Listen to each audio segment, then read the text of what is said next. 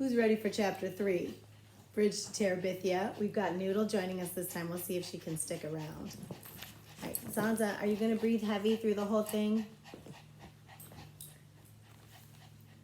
Let's see what's going on with Jess and Leslie. I think school's about to start.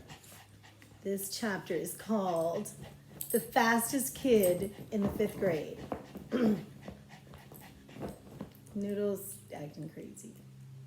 Jess didn't see Leslie Burke again except from a distance until the first day of school the following Tuesday, when Miss Turner brought her down to Mrs. Meyer's 5th grade class at Lark Creek Elementary.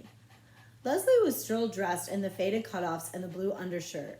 She had sneakers on her feet but no socks. Some surprise whooshed up from the class like steam from a released radiator cap. They were all sitting there primly dressed in their spring Sunday best. Even Jessie wore his one pair of corduroys and an iron shirt. The reaction didn't seem to bother her. She stood there in front, her eyes saying, "Okay, friends, here I am," and answered to their open-mouthed stares, while Mrs. Meyer fluttered about trying to figure out where to put the extra desk. The room was a small basement one, and 5 rows of 6 desks already filled it more than comfortably. 31, Mrs. Myers kept mumbling over her double chin. 31? No one else has more than 29. She finally decided to put the desk up against the side wall near the front. "Just there for now, Leslie. It's the best we can do for now. This is a very crowded classroom." She swung a pointed glass at Mr. Turner's retreating frame. Leslie waited quietly until the 7th grade boy who'd been sent down with the extra desk scraped it into position hard against the radiator and under the first window. Without making any noise, she pulled it a few inches forward from the radiator and settled herself into it. Then she turned once more to meet the gaze of the rest of the class. 30 pairs of eyes were suddenly focused on desktop scratches. Jess ran his forefinger around the heart with 2 pairs of initials, BR plus SK, trying to figure out whose desk he had inherited. Probably Sally Cox. Girls did more of the hard stuff in 5th grade than boys. Besides, BR must be Billy Rudd. But Billy was known to favor Myrna Hosser last spring. Of course, these initials might have been here longer than that, in which case, Jessie Aarons, Bobby Greggs, pass out the arithmetic books, please. On the last word, Miss Myers flashed her famous first day of school smile. It was said in the upper grades that Mrs. Myers had never been seen to smile except on the first and the last day of school.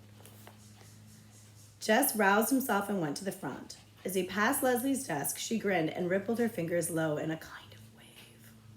He jerked a nod. Couldn't help feeling sorry for her. It must be embarrassing to sit in front when you find yourself dressed funny on the first day of school and you don't know anybody. He slapped the books down as Mrs. Myers directed. Gary Fulcher grabbed his arm as he went by. "Gonna run today?" Jess nodded. Gary smirked. "He thinks he can beat me, that dunderhead." At the thought, something jiggled inside Jess. He knew he was better than he had been last spring. Fulcher might think he was going to be the best now that Wayne Pettis was in 6th, but he, Jess, planned to give old Fulcher a little surprise come noon. It was as though he had swallowed grasshoppers. He could hardly wait. There's the picture of the classroom. Mrs. Myers handed out books almost as though she were President of the United States, dragging the distribution process out in senseless signings and ceremonies. It occurred to Jess that she, too, wished to postpone regular school for as long as possible. When it wasn't his turn to pass out books, Jess sneaked out a piece of notebook paper and drew. He was toying with the idea of doing a whole book of drawings. He ought to choose one of his chief characters and do a story about it. He scribbled several animals and tried to think of a name. A good title would get him started. The Haunted Hippo. I like the ring of it. Herbie the Haunted Hippo. Even better. The Case of the Crooked Crocodile. Not bad. "What you drawing?" Gary Fulcher was leaning way over his desk. Jess covered the page with his arm. "Nothing." "Oh, come on, let me see." Jess shook his head. Gary reached down and tried to pull Jess's hand away from the paper. "The Case of the Crooked..." "Come on, Jess," he whispered hoarsely. "I ain't gonna hurt nothing." He yanked at Jess's thumb. Jess put both arms over his paper and brought his sneaker heel crashing down on Gary Fulcher's toe. Yow! Boys, Mrs. Meyer's face has lost its lemon pie smile. He stomped my toe. Take your seat, Gary. But sit down. Jesse Aarons, one more peep from your direction and you can spend recess in here, copying the dictionary. Jess's face was burning hot. He slid the notebook paper back under his desktop and put his head down. A whole year of this. 8 more years of this. I wasn't sure he could stand it. The children ate lunch at their desks. The county had been promising Lark Creek a lunchroom for 20 years, but there never seemed to be enough money. Jess had been so careful not to lose his recess time that even now he chewed his bologna sandwich with his lips tight shut and his eyes on the initialed heart. Around him, conversations buzzed. They were not supposed to talk during lunch, but it was the first day, and even Miss Myers shot fewer flames on the first day. She's eating clabber. 2 seats up from where he sat, Mary Lou Peoples was at work being the second snottiest girl in the 5th grade. It's yogurt, stupid. Don't you watch TV? This was from Wanda K. Moore, the very snottiest, who sat immediately in front of Jess. Yuck. Lord, why couldn't they leave people in peace? Why shouldn't Leslie Burke eat anything she darn pleased? He forgot that he was trying to eat carefully and took a loud slurp of his milk. Wanda Moore turned around, up his face. Jess Aarons, that noise is pure repulsive. He glared at her hard and gave another slurp. Slurp. You are disgusting. Ring the recess bell. With a yelp, the boys were pushing for first place at the door. The boys will all sit down. Oh, Lord. While the girls line up to go out to the playground, ladies first. The boys quivered at the edge of their seats like moths fighting to be freed of cocoons. Would she never let them go? All right now. If you boys, she didn't give her a chance to change her mind. They were halfway to the end of the field before she could finish her sentence. The first 2 began dragging their toes to make the finish line. The ground was rutted from past rains, but had hardened in the late summer drought, so they had to give up on sneaker toes and draw the line with a stick. The 5th grade boys, bursting with new importance, ordered the 4th graders this way and that, while the smaller boys tried to include themselves without being conspicuous. Excuse me. How many of you guys gonna run? Gary Fulcher demanded. Me, everybody yelled. That's too many. No 1st, 2nd, or 3rd graders, except maybe the Butcher cousins and Timmy Vaughn. The rest of you would just be in the way. Shoulders sagged, but the little boys backed away obediently. Okay, that leaves 26, 27. Stand still. 28. You get 28, Greg? Fulcher asked Greg Williams, his shadow. Right, 28. Okay, now, we'll have eliminations like always. Count by 4s. Then we'll run all the 1s together, then the 2s. We know. Everybody was impatient with Gary, who was trying for all the world to sound like this year's Wayne Pettis. Jess was a 4, which suited him well enough. He was impatient to run, but he didn't really mind having a chance to see how the others were doing since spring. Fulcher was a 1, of course, having started everything with himself. Jess grinned at Fulcher's back and stuck his hands into the pockets of his corduroys, wriggling his right forefinger through the hole. Gary won the first heat easily and had plenty of breath left to boss the organizing of the second. A few of the younger boys drifted off to play King of the Mountain on the slope between the upper and lower fields. Out of the corner of his eye, Jess saw someone coming down from the upper field. He turned his back and pretended to concentrate on Fulcher's high-pitched commands. Hi. Leslie Burke had come up beside him. He shifted slightly away. Are you running? Later. Maybe if he didn't look at her, she would go away, go back to the upper field where she belonged. Gary told Earl Watson to bang the start. Jess watched. Nobody with much speed in that group, and kept his eyes on the shirt tails and bent backs. A fight broke out at the finish line between Jimmy Mitchell and Clyde Deal. Everyone rushed to see. Jess was aware that Leslie Burke stayed at his elbow, but he was careful not to look her way. Clyde. Gary Fulcher made his declaration. It was Clyde. It was a tie, Fulcher, a 4th grade protester. I was standing right there. Clyde Deal. Jimmy Mitchell's jaw was set. I won, Fulcher. You couldn't even see from way back there. It was Deal. Gary ignored the protest. We're wasting time. All 3s line up right now. Jesse's fist went up. Ain't fair, Fulcher. Gary turned his back and headed for the starting line. Oh, let them both run in the finals. What's it going to hurt? Jess said loudly. Gary stopped walking and wheeled to face him. Fulcher glared first at Jess and then at Leslie Burke. Next thing, he said, his voice dripping with sarcasm, next thing you're going to want to let some girl run. Jess's face was hot. Sure, he said recklessly. Why not? He turned deliberately toward Leslie. Want to run? He asked. Sure, she was grinning. Why not? You ain't scared to let a girl race you, are you, Fulcher?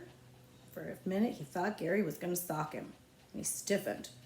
He mustn't let Fulcher suspect that he was scared of a little belt in the mouth. But instead, Gary broke into a trot and started bossing the threes into lines for their heat.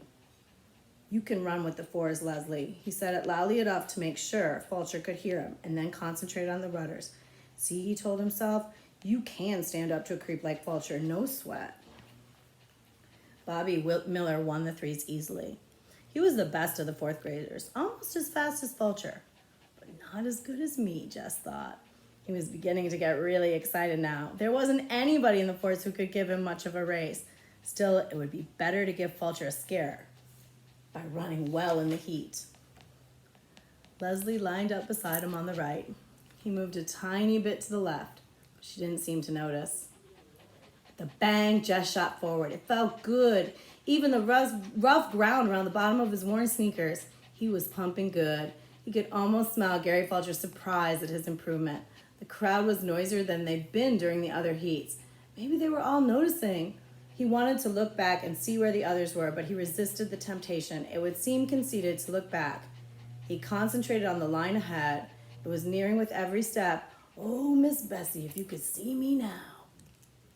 He felt it before he saw it. Somebody was moving up.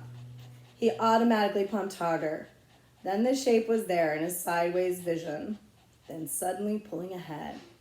He forced himself now. His breath was choking him and the sweat was in his eyes. But he saw the figure anyhow. The faded cutoffs crossed the line a full 3 feet ahead of him. Leslie turned to face him with a wide smile on her tanned face. He stumbled and without a word began half walking, half trotting over to the starting line. This was the day he was going to be champion. The best runner of the 4th and 5th grades, and he hadn't even won his heat? There was no cheering on either end of the field. The rest of the boys seemed as stunned as he. The teasing would come later, he felt sure, but at least for the moment, none of them were talking. Okay, Fulcher took over. He tried to appear very much in charge. Okay, you guys, you can line up for the finals. Okay, he said to Leslie. You had your fun. You can run on up to the hopscotch now. But I won the heat, she said. Gary lowered his head like a bull. Girls aren't supposed to play on the lower field. Better get up there before one of the teachers sees you. I want to run, she said quietly. You already did. What's the matter, Fulcher? All Jess's anger was bubbling out. He couldn't seem to stop the flow. What's the matter? Scared to race her? Fulcher's fist went up, but Jess walked away from it. Fulcher would have to let her run now, he knew, and Fulcher did, angrily and grudgingly. She beat him. She came in first and turned her large, shining eyes on a bunch of dumb, sweating, mad faces. The bell rang. Jess started across the lower field, his hands still deep in his pocket. She caught up with him. He took his hands out and began to trot toward the hill. She'd got him in enough trouble. She'd speeded up and refused to be shaken off. Thanks, she said. Yeah. For what, he was thinking. You're the only kid in this whole darn school who's worth shooting. He wasn't sure. He thought her voice was quivering, but he wasn't going to start feeling sorry for her again. So shoot me, he said. On the bus that afternoon, he did something he had never thought he would do. He sat down beside Maybelle. It was the only way he could make sure that he wouldn't have Leslie plunking herself down beside him. Lord, the girl had no notion of what you did and didn't do. He stared out the window, but he knew she had come and was sitting across the aisle from them. She heard her say Jess once, but the bus was noisy enough that he could pretend he hadn't heard. When they came to the stop, he grabbed Maybelle's hand and dragged her off, conscious that Leslie was right behind them. But she didn't try to speak to him again, nor did she follow them. She just took off running to the old Perkins place. He couldn't help turning to watch. She ran as though it was her nature. It reminded him of the flight of wild ducks in the autumn, so smooth. The word beautiful came to his mind, but he shook it away and hurried toward the house.